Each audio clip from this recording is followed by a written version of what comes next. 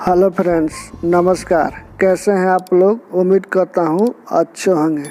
तो फ्रेंड्स, आज हम इस वीडियो में बात करने वाले हैं अंतरा सिंह प्रियंका जी के बारे में। जी हाँ फ्रेंड्स, इनका आज वेव म्यूजिक पर बहुत बेहतरीन सॉन्ग विवाह गीत रिलीज हुआ है, जिस सॉन्ग का नाम है सुबह शुभ के लगानवा। जी हाँ फ्रेंड्स, सुबह शुभ के लगानवा बहुत बेहतरीन सॉन्ग है, विवाह गीत है और ये वेव म्यूजिक पर रिलीज हुआ है।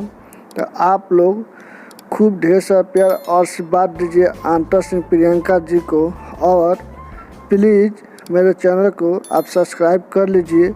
आप वीडियो देख रहे हैं लेकिन सब्सक्राइब नहीं कर रहे हैं, आप सब्सक्राइब कर लीजिए।